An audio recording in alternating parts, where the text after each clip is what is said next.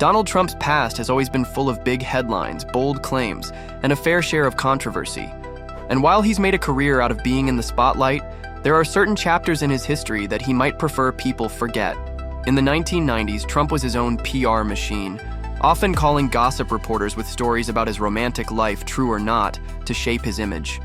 Around that time, journalist Michael Gross, who had covered Trump since the mid-'80s, started hearing whispers about lively parties at the Plaza Hotel, which Trump owned. While working on a book about the modeling industry, Gross didn't see these stories as central. To him, Trump was just another rich guy in that scene. But he kept hearing descriptions of gatherings where wealthy men, Trump's casino associates, and young models would mingle. We have very wealthy people in this particular building. We have a building on 100 Central Park South, probably the best piece of real estate in New York in the world. Fast forward, and those stories suddenly seemed a lot more troubling. Years later, Gross interviewed two men who had been regulars at these Plaza Hotel parties. They painted a picture of opulence, indulgence, and blurred moral lines. And they say Trump wasn't just hosting. He was in the room with cocaine, very young women, girls in their early to late teens, and wealthy older men there to exploit them. Hey, when you're a star, they let you do it. You can do anything. Whatever you want. Grab them by the I can do anything. The first man, a fashion photographer, preferred to remain anonymous. He says he went to these gatherings alongside friends from the high-end hair salon that operated in Trump's properties. This man's memories are vivid. Large corner suites with sweeping views of Central Park, rooms full of top-shelf drinks, music, and plenty of social energy. According to him, the appeal for the male guests was obvious, meeting young models, many of whom believed networking there could open doors for their careers. The girls were as young as 15, the man says, and over their heads they had no idea, and they ended up in situations. There were always dramas because the men threw money and drugs at them to keep them enticed.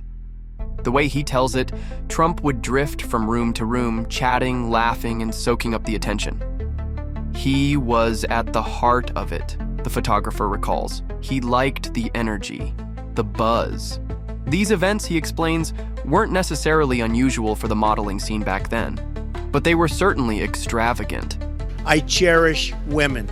The second man Gross interviewed was Andy Lucchesi, a former male model who admits he was a regular at Trump-linked social circles. Lucchesi stresses that these weren't structured weekly events, but more like spontaneous gatherings. His take on Trump was that he was ambitious about the modeling business, even planning to launch his own agency, which Trump eventually did. Lucchesi says he never saw Trump use drugs, portraying him as someone who liked to stay in control. Well, I've never had alcohol. I've just, for whatever reason. Can you imagine if I had? What a mess I'd be. I'd be the world's worst. But when it comes to the female guests, he admits there were a lot of girls. 14, look 24, 14. That's not just young, that's shockingly young. Yet Lucchesi says he never asked their ages, and even admits he joined in activities that would be considered controversial, which makes the whole thing all the more disturbing. And then there's Trump's own way of talking about his bachelor days in New York. In one conversation with Gross for a book, Trump described that era as a time of consequence-free socializing, calling it his second business. If he hadn't gotten married, he joked, who knows what would have happened. Trump spoke about the private Le Club, a hotspot in the city where, in his words, the most beautiful women I've ever seen in my life would gather. Donald Trump once even made headlines for allegedly hosting a party at Mar-a-Lago. The only other guest was Jeffrey Epstein, along with young women. Trump, however, has denied it ever happened. Are you still talking about Jeffrey Epstein? This guy's been talked about for years. You're asking, we have Texas, we have this, we have all of the things. And are people still talking about this guy, this creep? Why so defensive, Donald? It almost feels like there's more to the story than he's letting on.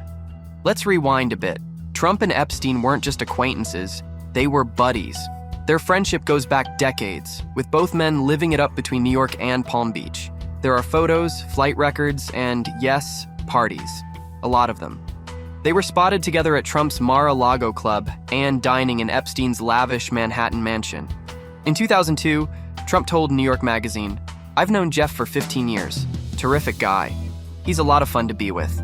And then added, brace yourself. It is even said that he likes beautiful women as much as I do, and many of them are on the younger side. Yikes. There's also that 1992 NBC clip from Mar-a-Lago, where Trump and Epstein are seen pointing at women on the dance floor like they're picking items off a menu. That same year, Trump reportedly hosted a calendar girl competition at the resort. According to George Haraney, who helped organize it, 28 girls flew in for the event, only to find out that the only guests were Trump and Epstein. I'll tell you the funniest is that I'll go backstage before a show. Yes. And everyone's getting dressed and ready and everything else. And, no men are anywhere. And I'm allowed to go in because I'm the owner of the pageant, and therefore I'm inspecting it. I'm inspecting. I want to make sure that You're like everything a is doctor. good. You're there. Yeah, the dress is. But somewhere along the way, the bromance soured. By 2004, Trump and Epstein were reportedly rivals, both trying to snatch up prime Palm Beach real estate. No one knows exactly what happened, but the vibe clearly changed. By 2019, after Epstein's arrest, Trump was keeping his distance, saying, "I was not a fan. I had a falling out with him a long time ago." Trump has always insisted he had nothing to do with Epstein's shady dealings. He claimed he never flew on the infamous private jet or visited the private island. But then, the flight logs came out, and according to those, Trump flew with Epstein 7 times. Would you declassify the Epstein files? Yeah, I would. All right. I guess I would. I think that less so because, you don't know it. You don't want to affect people's lives if it's phony stuff in there, because it's a lot of phony stuff with that whole world. Then there's Virginia Giuffre, an Epstein survivor who tragically took her own life in April 2025. She said she was working at Mar-a-Lago as a locker room attendant when Ghislaine Maxwell recruited her.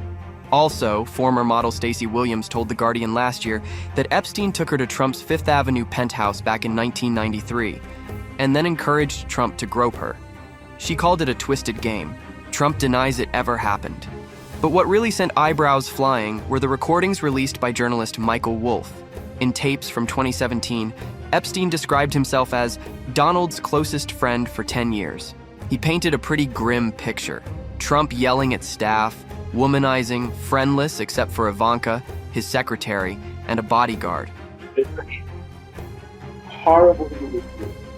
According to Epstein, Trump was almost functionally illiterate and only read the Page 6 gossip column. Ouch. He's not functionally illiterate.